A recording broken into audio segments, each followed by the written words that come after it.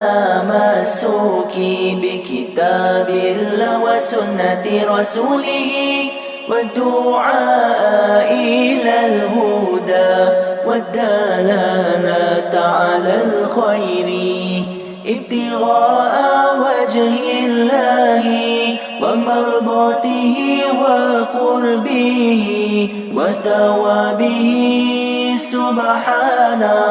سبحانه وتعالى.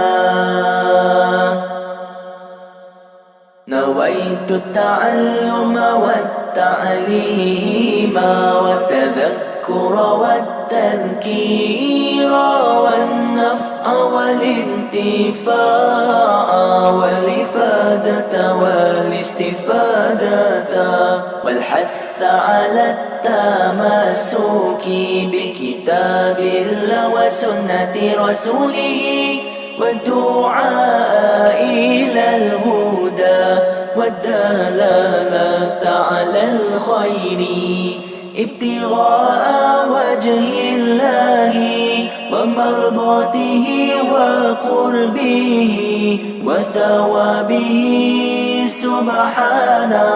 سبحانه وتعالى.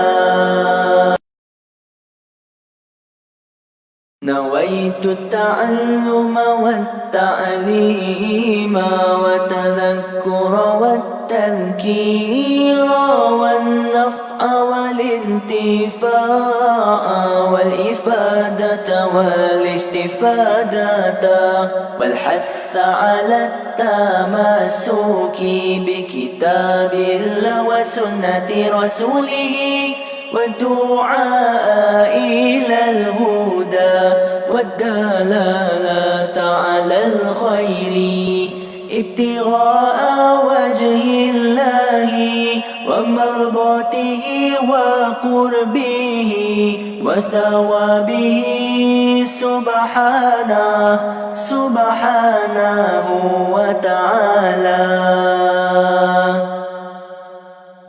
نويت التعلم والتعليم والتذكر والتذكير والنفع والانتفاع والإفادة والاستفادة والحث على التمسك بكتاب الله وسنة رسوله والدعاء إلى الهدى والدلالة على الخير ابتغاء وجه الله ومرضاته وقربه وثوابه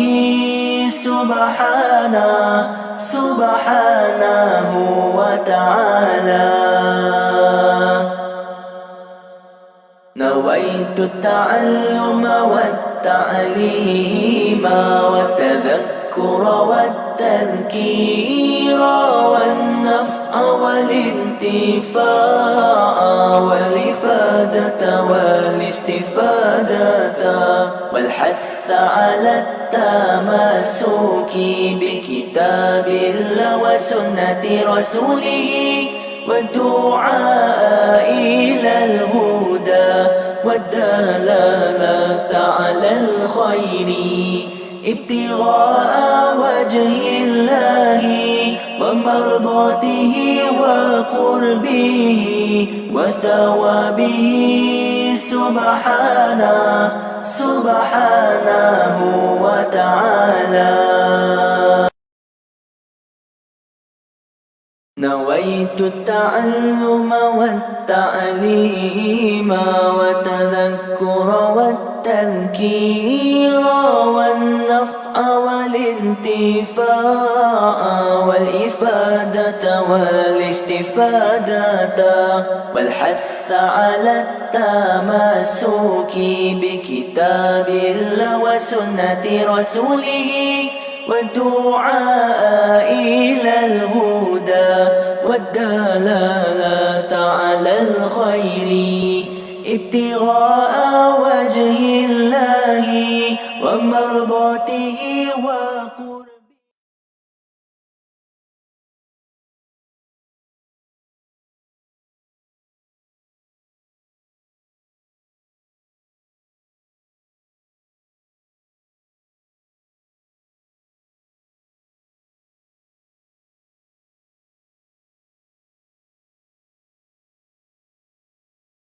والصلاة والسلام على سيدنا ومولانا محمد أشرف الأنبياء والمرسلين وعلى آله وصحبه أجمعين. سبحانك لا علم لنا إلا ما علمتنا إنك أنت العليم الحكيم. ربي اشرح لي صدري ويسر لي أمري واحلل عقدة من لساني يفقه قولي ولا حول ولا قوة إلا بالله العلي العظيم. أما بعد، قال الله سبحانه وتعالى: فلا وربك لا يؤمنون حتى يحكموك فيما شجر بينهم ثم لا يجدوا في أنفسهم حرجا مما قضيت ويسلموا تسليما. Ayat 65 surah An-Nisa. Kita dah baca kemarin. Allah Subhanahu wa taala berfirman, maka demi Tuhanmu wahai Rasulullah, mereka tidak disifatkan beriman sehingga mereka menjadikan engkau hakim dalam mana-mana perselisihan yang timbul di antara mereka. Kemudian mereka pula tidak merasa di hati mereka sesuatu keberatan dari apa yang telah engkau hukumkan, dan mereka menerima keputusan itu dengan sepenuhnya. Jadi kita baca kemarin 3 sifat orang yang mempunyai iman yang sempurna. Sifat pertama, apa sahaja perselisihan yang berlaku di kalangan mereka, mereka menjadikan Nabi SAW sebagai pemberi hukuman yang dirojok dan diikuti terhadap perselisihan itu. Sifat yang kedua, bila mereka tahu inilah hukuman yang ditetapkan oleh Nabi SAW, mereka tidak merasa berat untuk menerimanya, tidak merasa sempit dada, tidak merasa ragu lagi terhadap keputusan itu. Dan sifat yang ketiga, mereka tunduk patuh sepenuhnya tanpa membangkang, tanpa menentang apa yang telah diputuskan oleh baginda Nabi sallallahu alaihi wasallam. Itu ketika baginda masih hidup. Sekarang baginda sudah wafat, perselisihan semakin banyak. Tiap-tiap hari orang berselisih, berbincang dan berdebat, berhujah, terutama dalam alat komunikasi, dalam Facebook, dalam WhatsApp dan sebagainya. Maka perselisihan itu sudah tentu jawapannya yang tepat, yang mana betul A, betul ke B ke, betul C ke, kena rojok kepada Nabi SAW. Rasulullah sudah wafat, kena rojok kepada al-ulama warasatul anbiya, orang alim yang merupakan pewaris Nabi. Perselisihan yang berlaku dalam apa juga isu, kena rojok kepada orang alim. Orang alim pun kadang-kadang berselisih. Cuma orang alim berselisih tak macam orang jahil berselisih. Orang jahil tidak ada kaedah yang mereka pegang. Kadang mereka pun tak kerti akidah kaedah yang digunakan. Orang alim berselisih, mereka ada sumber dan kajian mereka. Seperti berselisihnya imam-imam 4 mazhab, mereka ada sumber rujukan mereka yang disepakati oleh mereka, Quran, Sunnah, Ijma', Qiyas. Ada lagi yang tidak disepakati, ada yang pakai istihsan, ada yang pakai amal ahli Madinah seperti mazhab Maliki dan sebagainya, yang panjang lebar dibicarakan dalam kitab usul fiqh. Jadi kita sebagai orang jahil kita rojok kepada alim ulama apa sahaja isu-isu yang timbul pada diri kita. Isu macam-macam hari. Maka untuk menyelesaikan, mendapat keputusan yang tepat, yang bertepatan dengan kehendak Allah dan Rasul, maka sudah tentu kalau zaman masa para sahabat masih hidup, mereka menjadikan Nabi SAW sebagai tempat rojok untuk memutuskan hukum itu betul ataupun tidak, boleh ataupun tidak.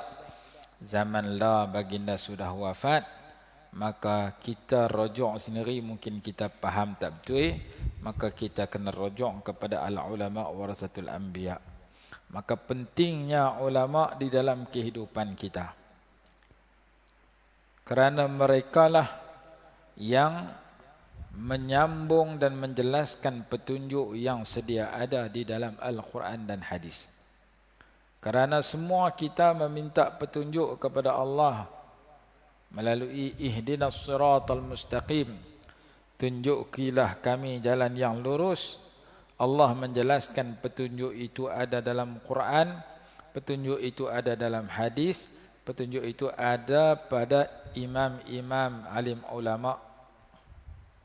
Petunjuk itu ada dalam Quran, zalikal kitabu la raiba fihi hudan lil muttaqin.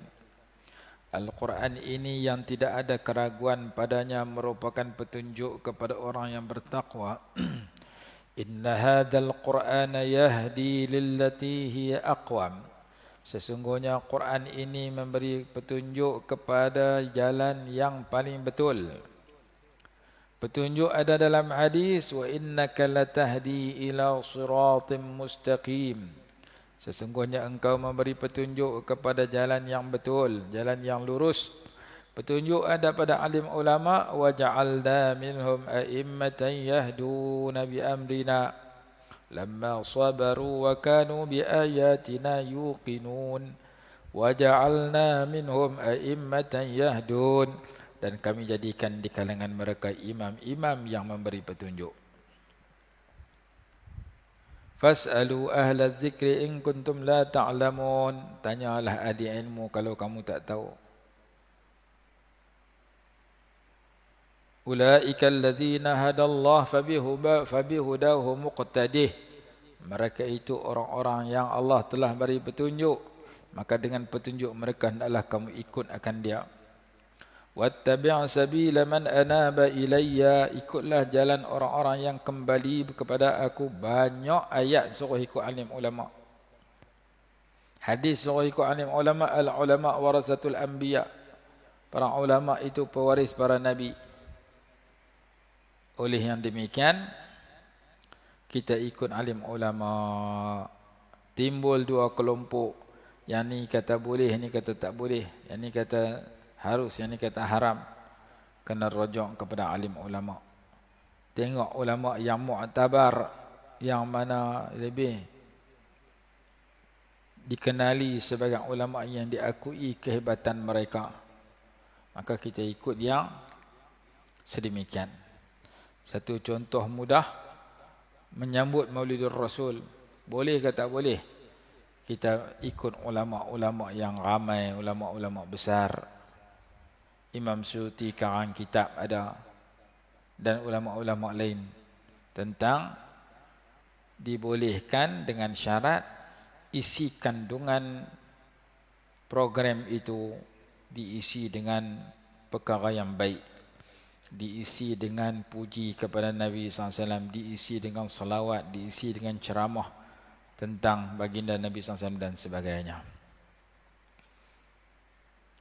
Macam-macam lagi isu yang wujud yang perlu kita rojok kepada alim ulama. Apabila Nabi SAW sudah wafat, baginda pesan al-ulama warasatul anbiya.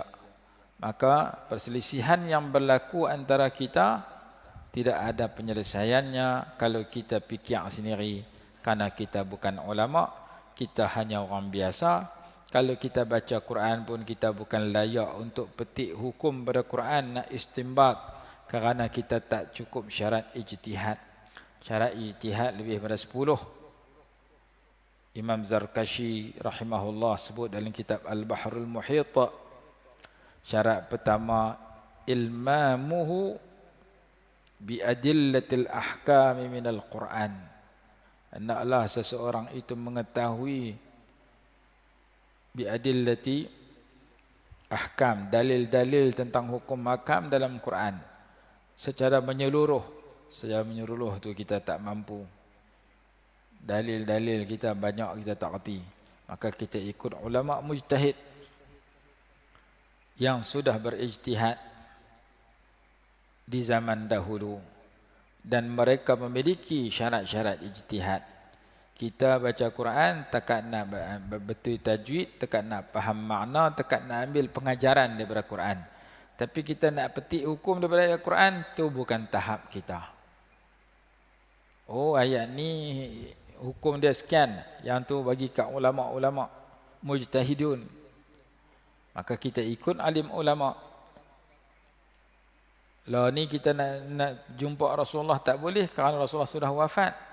Nak tanya hukum kat Rasulullah tak boleh. Maka Rasulullah pesan, aku tinggalkan kepada kamu dua perkara. Kamu tidak akan sesat selama kamu berpegang dengan dua itu, kitab Allah dan sunnah aku. Kitab Allah dan sunnah aku itu tak boleh juga kita faham secara pahaman kita yang cetek, melainkan kita kena ikut kefahaman ulama-ulama besar. Ikut kefahaman Imam Nawawi, ikut kefahaman Imam Ibn Hajar, ikut kefahaman Imam Ramli, ikut kefahaman Syekh Zakaria Al-Ansari, ikut kefahaman ulama-ulama besar Khatib Asy-Syarbini yang menjadi rujukan di dalam bab hukum hakam sebagaimana yang dijelaskan oleh ulama. Yang tu kita habang senang, tapi kita banyak lagi kita tak tahu. Baca kitab lintang pukang tak faham apa lagi. Maka kita kena kenal diri kita. Siapa diri kita? Orang biasa. Diri kita banyak kita tak reti, maka rujuk kepada ulama yang reti. Ulama yang mu'tabar. Ini yang pertama. Apa saja perselisihan yang berlaku, maka jadikan Nabi SAW sebagai pemberi hukum terhadap perselisihan itu. Kemudian bila kita dah tahu keputusan itu, Rasulullah berkehendak sedemikian, hadis sebut sedemikian, ulama ijtihad kata keputusan dia macam ni, maka kita tidak boleh ragu lagi, tidak boleh merasa sempit dada, tidak boleh merasa berat nak terima. Kita kena terima, dengar dan terima. Kemudian kita patuh tanpa bangkang sedikit pun hukuman yang telah ditetapkan oleh Nabi SAW. Kalau zaman lah yang ditetapkan oleh ulama mu'tabar yang mempunyai kelengkapan yang cukup, alat-alat yang cukup untuk menetapkan sesuatu hukuman. Summa la yajidu fi anfusihim harajan mimma qadaita wa yusallimu taslima. Ayat yang berikutnya Allah berfirman, walau anna katabna alaihim an yaqtulu anfusakum aw ikhruju min diyarikum ma fa'aluhu illa qalilun minhum walau annahum fa'alu ma yu'aduna bihi lakana khairan lahum wa ashadda tasbita. Dan sesungguhnya kalau kami wajibkan kepada mereka dengan perintah, bunuhlah diri kamu sendiri atau keluarlah dari tempat kediaman kamu, nescaya mereka tidak akan melakukannya kecuali sedikit di antara mereka. Dan sesungguhnya kalau mereka amalkan nasihat pengajaran, yakni meliputi suruhan dan tegahan yang telah diberikan kepada mereka, tentulah yang demikian itu lebih baik bagi mereka dan lebih meneguhkan, yakni iman mereka. Ayat ni kata kalau Allah suruh bunuh diri macam tu orang dulu-dulu. Orang dulu-dulu kalau kain dia kotor kena najis, kena ambil gunting potong orang kain nak kena najis. Zaman lah kalau kain kena najis basuh, Hala banyak mudah. Zaman dulu-dulu kalau pergi perang dapat harta perang tak boleh ambil. Ghanimah. Kena lungguk satu tempat, api datang daripada langit bakar. Zaman lah pergi perang menang boleh rampas, ambil harta rampasan musuh. Jadi banyak yang Allah berikan kelonggaran dan kemudahan. Kalau Allah suruh macam orang dulu, tak akan buat kecuali sedikit. Dan Allah, kalaulah mereka amalkan nasihat pengajaran yang disampaikan, iaitu disuruh taat kepada Allah dan Rasul, nescaya ketaatan kepada Rasul itu baik bagi mereka dan lebih menguatkan iman mereka. Wa ashadda tasbita ay tahqiqan li imanihim. Allah berfirman dalam ayat ni, walau anna katabna alaihim an iqtulu. An dia panggil mufassirah, an mentafsirkan. Seperti firman Allah, wa akhiru da'wahum anil hamdulillahi rabbil alamin. Anil, alif baca dengan fathah, nun baca dengan kasrah. Di segi qiraat, membaca dengan kasrah nun pada aniqtulu anfusakum dan membaca dengan kasrah waw pada awikhruju anfusakum. Yang mula dia kata apa? Dia kata yang pertama aniqtulu anfusakum, yang kedua awikhruju min diyarikum.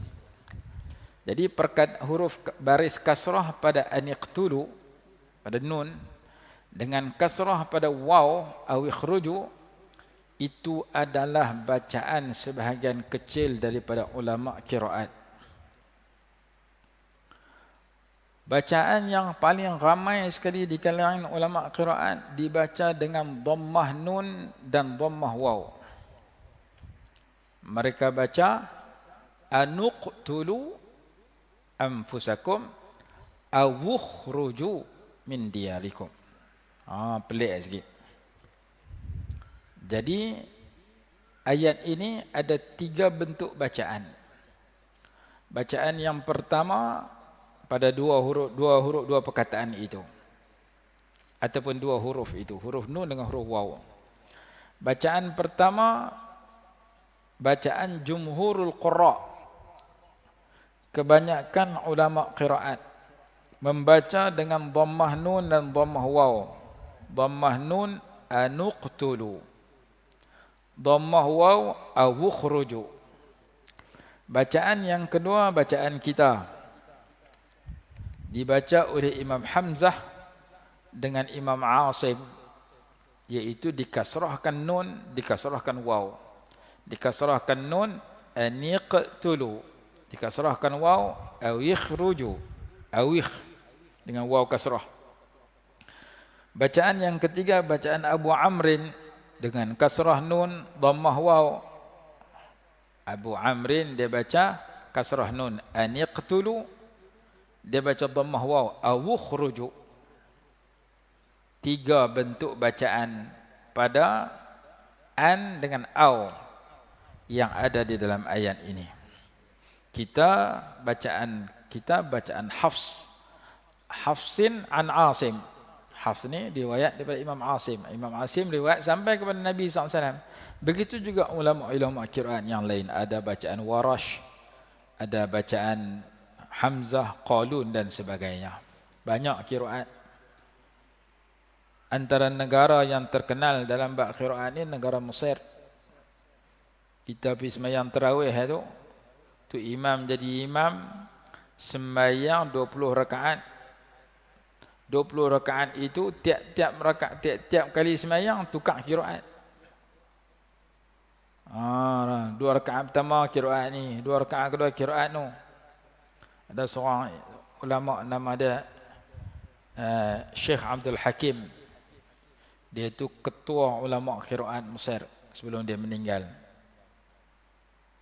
Dia jadi imam di Masjid Azhar 20 rakaat. 20 rakaat semua qiraat dia baca. Kita dengar pelik. Wadduha wal-laili idza saja. Kita ada wadduha. Walal akhiratu khairul laka minal ula. Pelik.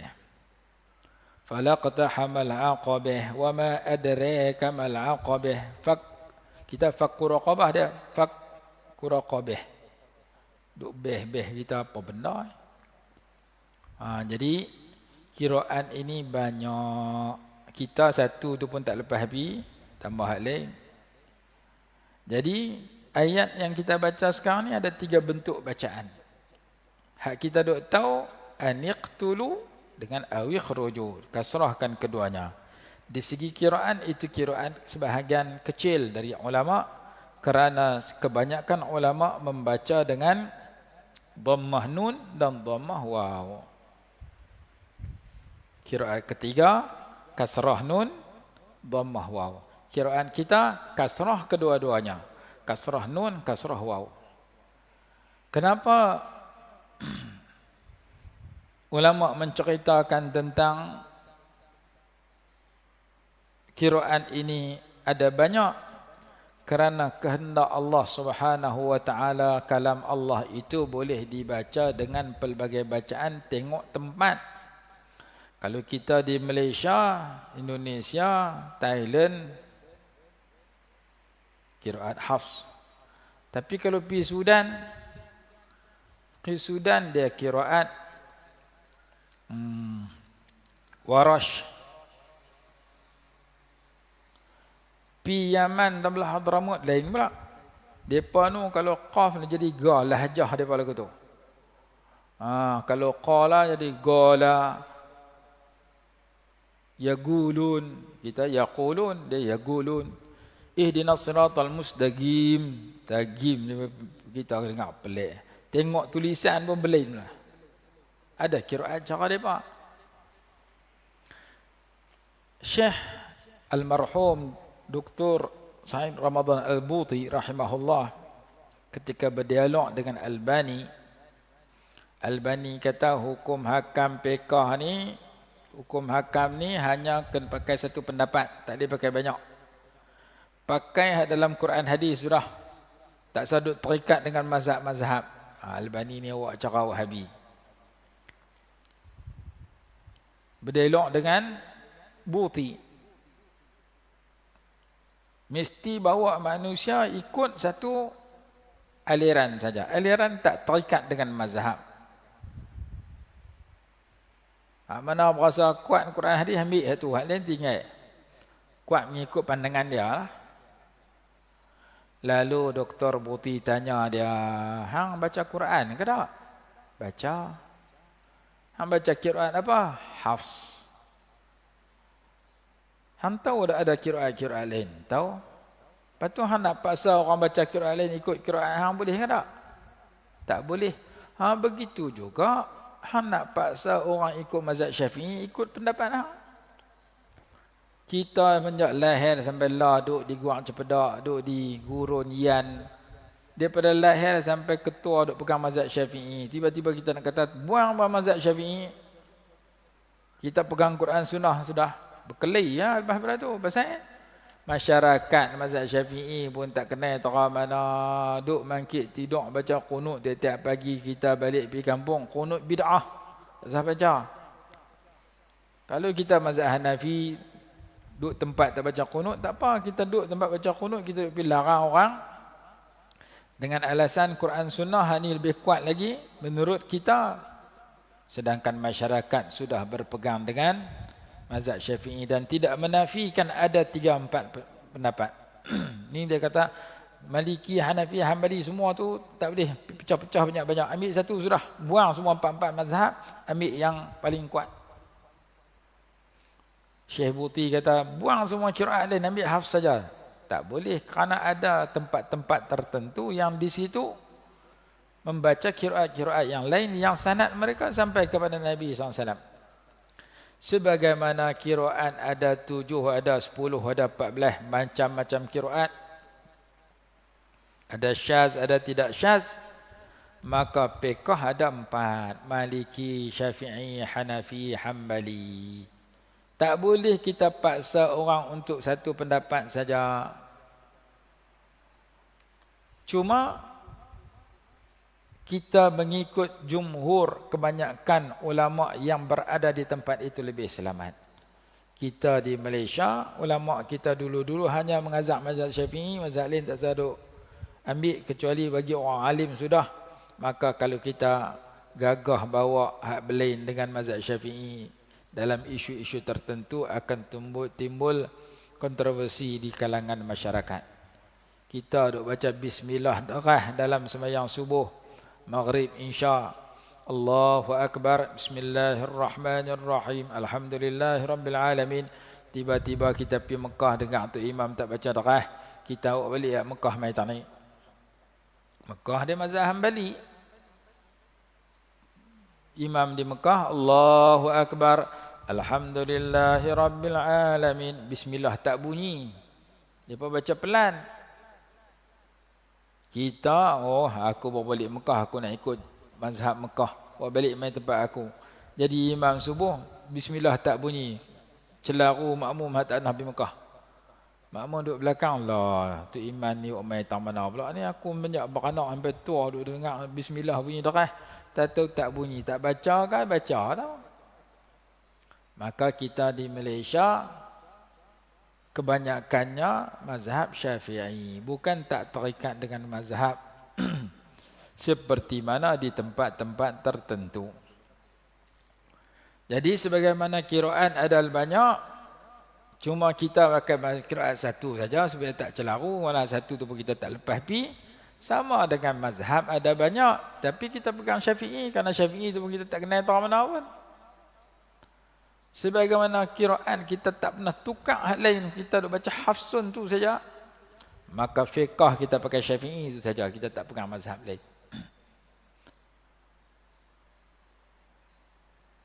Kerana masing-masing betul dengan hujah yang kukuh yang diistimbat oleh mereka. Di kalangan ulama mujtahid dalam bab fiqh, di kalangan ulama-ulama qiraat. Dalam bab fiqh, kalau 3 quru, perempuan yang dicerai oleh suaminya hendaklah menunggu dalam masa iddah selama 3 quru. Mazhab Syafi'i kata 3 quru 3 kali suci. Mazhab Hanafi kata 3 quru 3 kali haid. Kedua-dua tafsiran itu betul. Kerana makna dia dua-dua. Maka kita di Malaysia pegang mazhab Syafi'i 3 kali suci.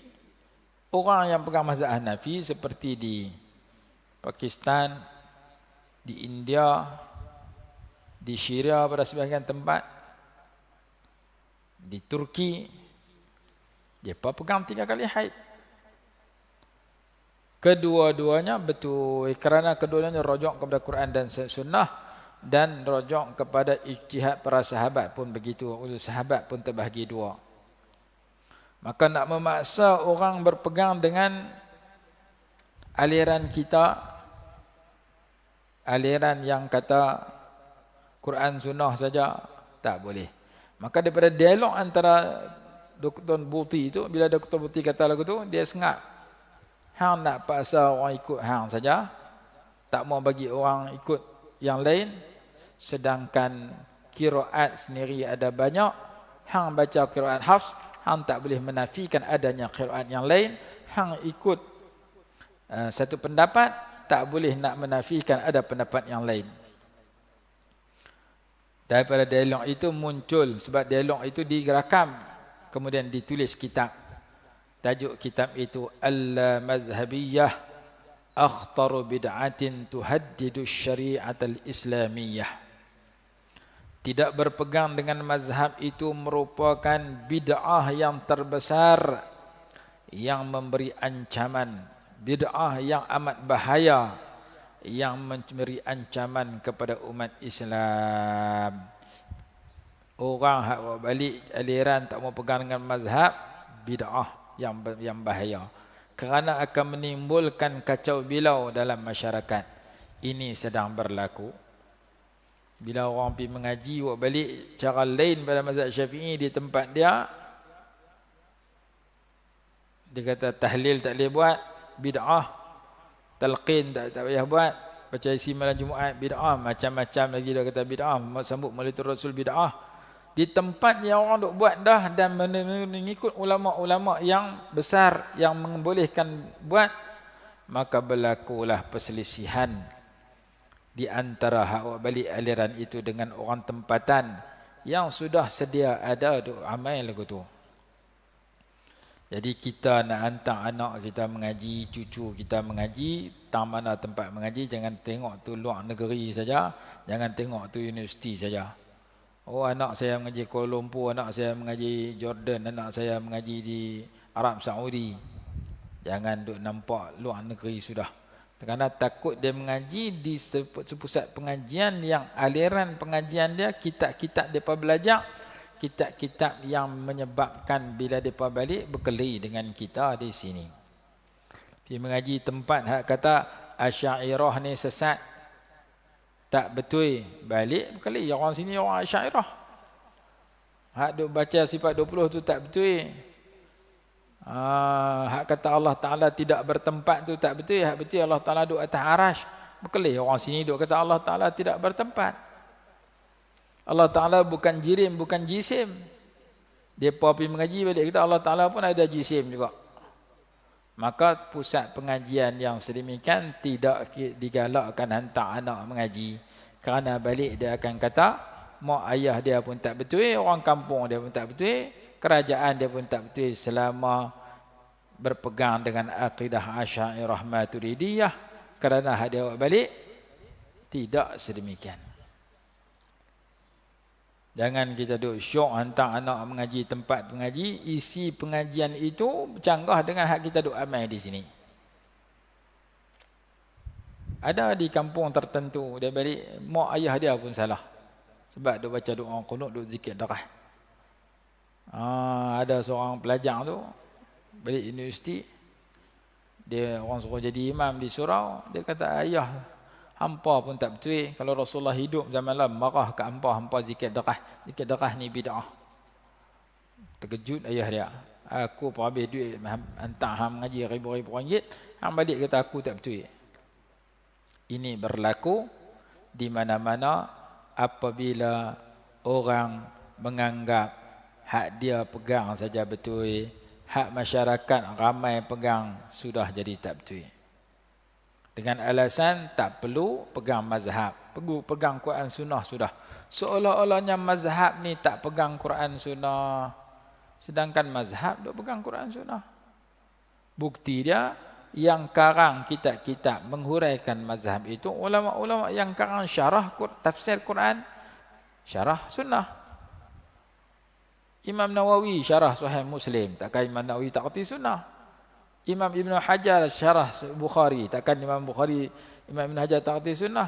Sedangkan Imam Ibn Hajar yang syarah Sahih Bukhari, Imam Nawawi yang syarah Sahih Muslim masih menjadi pengikut kepada mazhab Syafi'i. Begitu juga tokoh-tokoh ulama besar yang lain mengikut kepada mazhab tertentu. Imam Qurtubi ikut mazhab Maliki. Jadi imam-imam besar zaman dulu yang karang kitab besar-besar, mereka ikut mazhab-mazhab tertentu. Imam Ibn Qudamah ikut mazhab Hanbali. Imam Ghazali, Imam Abdullah Al-Haddad, Imam Nawawi ikut mazhab Syafi'i. Imam-imam yang karang kitab besar-besar yang menjadi rujukan seluruh dunia berpegang dengan mazhab tertentu. Hari ini tak jadi imam, masih jadi makmum. Dah anggap tak perlu pegang dengan mazhab. Pegang Quran Sunnah sudah. Tak usah duk banyak-banyak pendapat, pegang satu sudah. Tak boleh paksa orang pegang hak cara mereka saja. Kerana Allah telah berkehendak qiraat boleh baca macam-macam jenis. Cuma biasa kita pegang satu saja, kita tak pegang banyak. Begitu juga mazhab ada banyak, biasa kita pegang mazhab Syafi'i. Kerana di tempat kita baca Quran, qiraan hafs, segi fiqh beramal mazhab Syafi'i. Lebih selamat daripada kita buat mai qiraat lain yang orang tak tahu, yang kadang-kadang menimbulkan kekeliruan, daripada kita buat mai aliran lain yang bercanggah dengan aliran yang sedang diamalkan di tempat kita. Jadi kata Imam Buti kepada dia, kita baca qiraat Hafs tapi kita tidak boleh menafikan adanya qiraat selain daripada Hafs. Kita beramal aliran kita, kita tidak boleh menafikan adanya aliran lain yang dikehendaki oleh Allah wujud. Cuma tengok mu'tabar, kata mu'tabar, ulama tu diakui kealiman mereka ataupun tidak. Bila kita baca kitab-kitab besar yang dikarang oleh ulama-ulama besar, sebahagian besar pengarang kitab-kitab besar adalah memiliki akidah ahli sunnah wal jamaah Asy'ariyah Maturidiyah, dan sebahagian besar daripada mereka mempunyai mazhab-mazhab tertentu yang mereka pegang. Sama ada mereka telah meninggal atau masih hidup. Kalau di Mesir yang masih hidup, Syekh Ali Jum'ah, dia mazhab Syafi'i. Dulu yang baru meninggal dulu nama Said Muhammad bin Alawi Al-Maliki, dia mazhab Maliki. Jadi mereka mengaji kutub sittah, Bukhari, Muslim, Abi Daud, Tirmizi, Ibnu Majah dan sebagainya.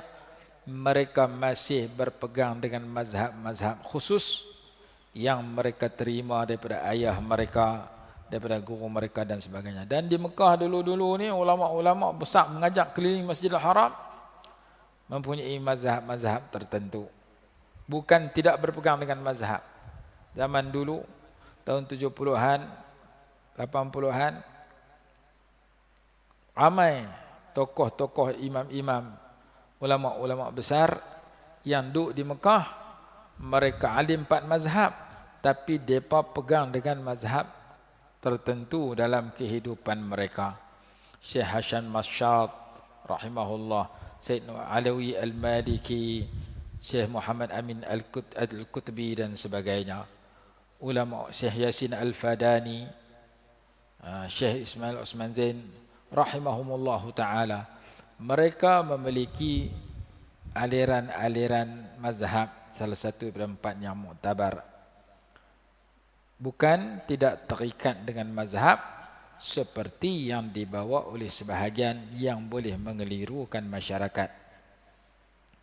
Baik, Allah Ta'ala sebut an yaqtulu anfusakum aw ikhruju min diyarikum. Ayat ini kata ulama, bacaan sebegini adalah bacaan Imam Hamzah dan Imam Asim dengan dikasrahkan nun an yaqtulu dan dikasrahkan waw aw ikhruju.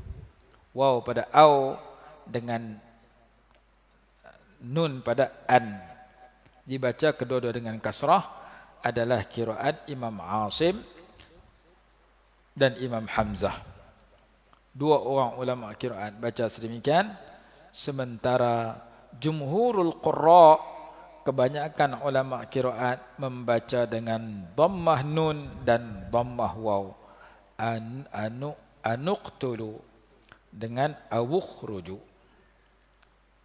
Qiraat Abu Amrin kasrah nun dhammah waw. 3 cara baca pada 2 perkataan itu, perkataan an dengan perkataan au yang terkandung di dalam ayat ini. Jadi dengan hujjah qiraat pun banyak, maka sebagaimana qiraat banyak, begitu juga mazhab pun ada banyak, iaitu 4. Inilah yang mu'tabar. Kita di Malaysia mazhab Syafi'i. Jadi sebelum kita nak kata tak sah pakai Syafi'i lah, jom kita pakai Quran Sunnah, cek dulu Syafi'i ini pegang Quran Sunnah ataupun tidak. Maka bila mengaji syarah-syarah kepada matan-matan fiqah, mengaji kitab hadis yang ada kaitan dengan mazhab tertentu, kita dapati bahawasanya mazhab Syafi'i tidak kurang, bahkan banyak yang kita jumpa mempunyai rujukan kepada Quran Sunnah. Mengaji kitab Mughnil Muhtaj, banyak dalil di situ. Mengaji kitab Bulughul Maram, banyak dalil di situ. Baca kitab Majmu', Ada lagi baca kitab Ma'rifatus Sunani wal Asar, baca Sunan Abi Daud. Banyak dalil di situ. Kita tak baca pun kitab-kitab tu, kita kata mazhab Syafi'i ni berasa canggah dengan Quran hadis. Tu salah. Jadi lain kali kita baca contoh-contoh bagaimana ulama sebut bercanggah dengan hadis-hadis tertentu, tapi hadis tu diulas berbeza dengan apa yang difahami oleh orang biasa macam kita. Baik. Aniqtulu anfusakum aw ikhruju min diyarikum ma fa'aluhu illa qalilun minhum walau annahum fa'alu ma yu'azuna bihi lakana khairan lahum wa ashadda tasbita. Ayat ni kita sambung besok kerana masa pun dah lajak. Wallahu a'lam. Bismillahirrahmanirrahim. Alhamdulillahirabbil alamin. Wassalatu wassalamu ala sayyidina Muhammad wa ala alihi wa sahbihi wasallam. اللهم انفعنا بما علمتنا وعلمنا ما ينفعنا وارزقنا علما ينفعنا برحمتك يا أرحم الراحمين. ربنا آتنا في الدنيا حسنة وفي الآخرة حسنة وقنا عذاب النار. صلى الله على سيدنا محمد وعلى آله وصحبه وسلم. الحمد لله رب العالمين.